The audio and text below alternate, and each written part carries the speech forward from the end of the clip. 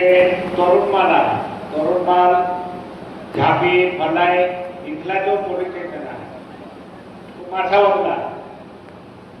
तसं मी एसपी मॅडमलाही बोललो होतो, जेव्हा आले सत्काराला गेलो त्या दिवशी मी स्पष्ट बोललो. तर ते म्हणे मी जेव्हा चौका गाळगावला करेल तेव्हा अधिकाऱ्यांकडून माझे जे कर्मचारी सगळ्यांकडून मी माहिती घेतली. कारण जो पोलीस स्टेशन हा धडगाव जवळ पडतो माथावरचा, म्हणून एक त्यांना हे सुचवलं की तरुणमालला आपला एक हे तुकडा, जेणेकरून तिथे तरुणमालला त्या भागातलं काम होतील. आणि नाही तर मग माथावरचा खालचे जो एरिया ते जोडा आणि वरचा पट्टा आहे तळगावला हे करा. कारण झापी फलाई जो एरिया आहे तो माथावर जाणार केव्हा काय होणार म्हणून हा मेन विषय आहे. तुमच्या चर्चा झाल्याची म्हणे झाल्या मॅडमला मी सांगून आलो. तर त्या पद्धतीच्या आपल्याला या आमच्या निमित्त ते मागणीही करायची आहे, ते नोंद करून घ्या. साहेब काय यांच्या चर्चा झाल्या असेल तर सांगावे, नाही झाल्या असेल तर मी मॅडमला अजून आठवण करून देतो. धडगाव पोलीस स्टेशन निरीक्षक जगताप सर आले. त्यांना एक विषय महत्वाचा असा आहे की धडगाव बसस्थानक आहे बस स्टँडला. तर आता शाळा महाविद्यालय सुरू होणार आहे. बस स्टँडला पोलीस चौकी आवश्यक आहे. त्या ठिकाणी महिला कॉन्स्टेबल ठेवणं आवश्यक आहे आणि पुरुष कॉन्स्टेबल देखील त्या ठिकाणी राहणं आवश्यक आहे. कारण की ज्यावेळेस 11 आणि 5 वाजेचा जो पिरियड आहे त्या ठिकाणी बस स्टँडला गर्दी असते. त्या ठिकाणी जे आताचे जे युवक आहेत ते दारू किंवा गांजाच्या नशेमध्ये विद्यार्थी किंवा विद्यार्थिनींना नाहक त्रास होतो. त्या अनुषंगाने आपल्या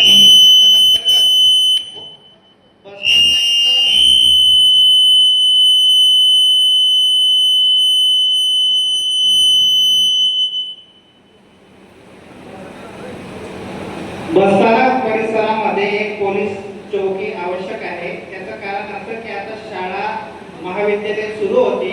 खेडोपाड्यातून विद्यार्थी आणि विद्यार्थिनी हे येत असतात. 11 किंवा 5च्या दरम्यान त्या ठिकाणी गर्दी असते बसस्थानक परिसरामध्ये.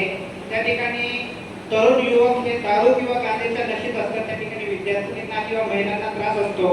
आणि बसस्थानक जे आपलं नवीन आहे त्या ठिकाणी शौचालय देखील विषयी आपण त्या विभागाला विचारणारच आपण, परिवहन विभागाला. परंतु त्या ठिकाणी शौचालय बाथरूम देखील सुरू नसते. तर पोलीस चौकी आवश्यक आहे साहेब त्या ठिकाणी बसस्थानक परिसरात. हा आपला प्रश्न.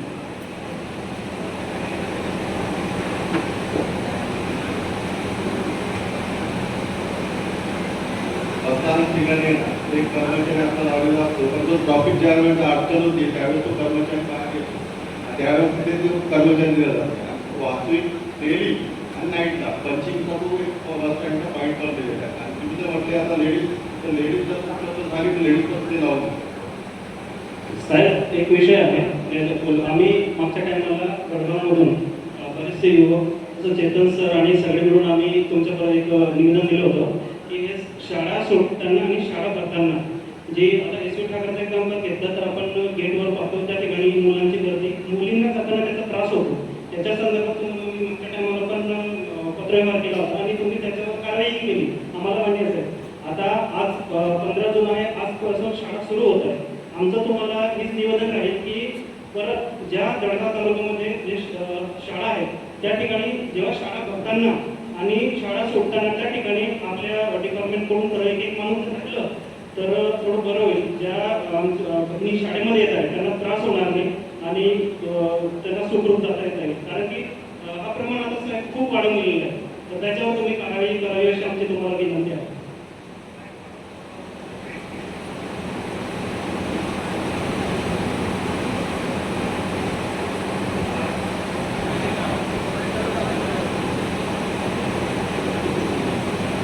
जे महत्वाचे विषय आता कार्यकर्त्याने मांडले, पहिली गोष्ट तर आपल्याकडे ट्रॅफिक वाहतूक किंवा ट्रॅफिकमध्ये किती कर्मचारी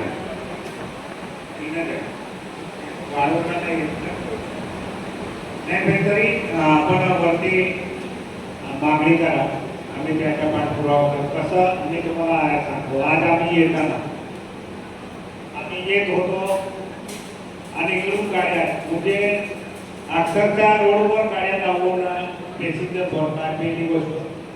दुसरं मोटरसायकल वाले ते रोडवर होते म्हणजे इस्टच्या त्या साईडला आम्ही येताना कम से कम गाड्या थांबून जर घरावरला उतरून किंवा बोडीगाडला उतरून मोटरसायकल सरकावं लागत असेल तर हा दुर्दैव आहे. म्हणून आपण ट्रॅफिक हवालदार असेल ट्रॅफिक पोलीस असेल त्यांना स्पष्ट सूचना द्यायच्या पॅसेंजर कुठे भरायला पाहिजे. रस्ता आहे एखाद इमर्जन्सी ऍक्सिडेंट झाला किंवा सल्फोट झाला किंवा बरोबर माता तिला निघण्यासाठी जर रस्ता नाही राहिला तर हे योग्य होतं. म्हणून पॅसेंजर कुठे भरायला पाहिजे कोणत्या ठिकाणी गाडी लावायला पाहिजे काय जरा सिस्टीम लावा. कारण आपल्याकडे माणूसही बळ जरी कमी असेल तरी पण आपण सूचना दिली गाड्या वेगळे गाड्या आहेत तालुक्यामधले जे गाडी चालक आहेत त्यांची मिटिंग घेऊन जर आपण सूचना दिली की बाबा कोणती ठिकाणी लावून हे करायला पाहिजे. आता जसं चेतनने सांगितलं की स्टँड जवळ गाण्यावाले दारूवाले जे आहेत ते टोपरी पोरे असेल तर ते बेलिमेट लावायचे काम करत असेल तर नाटक करत असेल तर कारवाई करून जातात. इथे आता इथे कॉलेजमध्ये भरपूर येतात फाटा जोडा तर इकडे जर आपला माणूस राहिला जसं दादाचं घर आहे त्याच्या मागे जवळजवळ 1000 विद्यार्थी जातात तर असे गर्दीच्या ठिकाणी गाडीवाला आपण फक्त पोरांचे काम घेत नाही एखाद मोटरसायकलवाला एखाद रिक्षावाला एखाद काय आला जर त्या पद्धतीने आपण नियोजन केलं तर मला वाटतो आपला प्रश्न सुटेल. तसं रोडवर हा ट्रॅफिक हा कमी पडतो आणि माणसे किती भरायला पाहिजे तो बी पाहिजे. ऍक्सिडेंट झाला पट्टी झाला लागे झालं रस्त्याने असल्या कारणाने ते माणसे किती भरले त्याच्याने ठीक नाही. म्हणून जरा योग्य कारण घोल पेट्रोल आता किती टन आपल्याकडे ऍक्सिडेंटचे आहे कारण आपला जो क्षेत्र आहे अतिदुर्गम भागामध्ये पहाडी क्षेत्र आहे तर हे सुद्धा आरटीओ आणि आपल्याकडून किती आपण टोनला संरक्षण भिंत किंवा ते लोखंडी आपण देऊ शकतो. म्हणून हा मुख्य पॉइंट आहे. आरटीओ आपल्याकडून आम्हाला ते या पद्धतीची यादी द्या जेणेकरून जे ऍक्सिडेंट घातक होणार आहे ते आपण व्यवस्था करू शकतो का काय आणून त्यांच्या थोडं टप्पा नेता नाही ते आपण करू शकतो. म्हणून आपला संयुक्त सहीने जर आम्हाला दिलं तर जसं आता रस्ते विकासवाले PNC वाले आहे किंवा PNGS आहे ते सगळं मिळून आपल्याला पण जिथे घर मारताना पट्टी झाली किती ऍक्सिडेंट झाले किती घातक आहे किती फार जाता त्याच्याने ते लहान गोष्ट आहे तर त्या पद्धतीने जर आपण सर्वे असतो आरटीओकडे बी असतो म्हणून ते पॉईंट जसे मुख्य पॉईंट आहे सुचवले तर ते आपण सगळ्यांना त्या पद्धतीने पासून जर सूचना दिली तर मला वाटतो हे प्रश्न लवकर होते. माणूस पण जरी कमी असेल तर तुम्ही त्या पद्धतीने द्या आम्ही त्या पद्धतीची मागणी करू कारण शेवटी लोकांची व्यवस्था करण्याची जबाबदारी आपली आहे. म्हणून आपण ते मागणी करू तेवढं जरा लक्ष द्या. जर आपण त्या दिल्या त्याचं नियोजन करतोय आणि PWD जनता आणि RTO आम्ही तिन्ही जण जाऊन ब्लॅक स्पॉट आहे किंवा त्याचं जे आहे तर ते व्हेरीफाय करतो त्या जिथे जिथे महत्वाचे पॉईंट आहेत ते जसं आता ते आणि ऍक्सिडेंटचे पॉईंट जे आता पॉईंट दिले मुख्य पॉईंटला आपण लक्ष द्या जेणेकरून आपला टार्गेट हवालदार तुम्ही सांगितलं इकडला जा आणि तो जर खाली जाऊन की करत बसला तर ते बी योग्य नाही. जिथे ड्युटी आहे तिथे गेलं ठीक नाही. आमच्या अटकवाला आम्ही ट्रॅफिकला सोडतो तर तिकडे गेट मंदिरकडे झाडाखाली गाडीला थांबत बसले. आम्ही त्या दिवशी स्पष्ट बोललो जिथे ट्रॅफिक आहे जिथे गर्दी आहे तिथे आपला माणूस पाहिजे. माणसाला तुम्ही झोपणार इष्टाल आणि तो झाडा पुढे ते त्याच्यावर खास करून तुम्ही लक्ष द्या. दर आमसभेला माझा एक प्रश्न असतो सर की दडगाव तालुक्यामध्ये जे अवैध जे धंदे चालू आहेत दारू असेल स्प्रिट असेल कांदा असेल उघडकीस विक्री केली जाते सर. मागच्या आमसभेला बी हा प्रश्न विचारला पण त्याच्यावर काहीच तोडगा निघाला नाही काहीच कारवाई झाली नाही. चेतन सरांनी सांगितलं की जे युवा वर्ग आहे ते गांजा पिऊन मुलींची छेड काढतात बस स्टँडवर वगैरे. आपण ठेवतो मार्ग काढतो सर, पण हे जे गांजे विकणारे याच्यावर कारवाई कधी होईल? आणि सर्रास विक्री होते साहेब, हे तुम्हाला पण ठाऊक आहे, इथं बसलेल्या सगळ्या पब्लिकांना ठाऊक आहे, पण कोणी सांगायला तयार नाही सर. असे जर कुठे जर असेल तर तुम्ही ओपन मध्ये नाही सांगू शकता, यांना द्या, यांना नाही देत असेल साहेबांना, मला द्या, ही नावाची चिठ्ठी दाखल करेल. कोणीही असेल, आपला भागामध्ये जर दोन नंबर करणारे जो भाज्यावाला असेल, ऑफिसवाला असेल किंवा कोणीही जो करणारा असेल, जर तुम्ही इथे डिक्लेअर मध्ये डायरेक्ट नाव नाही, आता सर्वांना माहिती आहे, दाखल करू शकत नाही, मला द्या, मी अधिकाऱ्यांना देतो आणि याने नाही कारवाई केलं तर कोणती तक्रार करेल. 2024 मध्ये जवळपास मी 80 कारवाई पोलिसांच्या केलेल्या आहेत आणि 25 मध्ये पण 80 कारवाई केलेल्या आहेत. एनडीपीएसच्या 2024 मध्ये मी 4 कारवाई केलेल्या आहेत आणि 2025 मध्ये 3 कारवाई केलेल्या आहेत. आणि जे आपण जे कंजप्शन करणार आहे त्यासाठी सुद्धा मी टीम पाठवली होती, परंतु ते वेळा मिळालेलं नाही. जर विक्री करणार असेल, ज्याचं नाव असेल तर मला व्हॉट्सअपवर काम केलं तर मी कारवाई करू शकतो. सर होतं काय माहिती आहे का, कारवाई कोणावर होते? जे लहान दुकानदार आहे सर, ते जेमतेम दुकान चालवत आहे, अशावर कारवाई करून आपण कारवाई करता असं दाखवलं जातं. पण जे मोठे डीलर आहे सर, जे मोठे मोठे टेम्पो धरणामध्ये येत आहे सर, त्यांच्यावर कारवाई होताना दिसत नाही सर. त्यांच्यावर थोडी कारवाई केली तर तिथला जो युवा वर्ग आहे तो व्यासनापासून कुठेतरी दूर राहील असं मला तरी वैयक्तिक वाटतं सर. ठीक आहे, तुमचं सूचना येस सर. साहेब तसे आता आपल्याला जे सूचना दिली, असं जर काही डावळ आला तर आपल्याला सामना ते गाड्या अडकावा, त्याच्या उदाहरण मी देतो. मी जेव्हा जिल्हा प्रमुख होतो, आमच्या आक्रमणामध्ये असा दारूवाला कायम घेऊन जात होता, कारण त्याच्यामध्ये मला जसं आता विषय मांडला असा एक पोलीस कर्मचारी होता. त्याने सांगितलं दादा असा कारा घेऊन दारू येतो.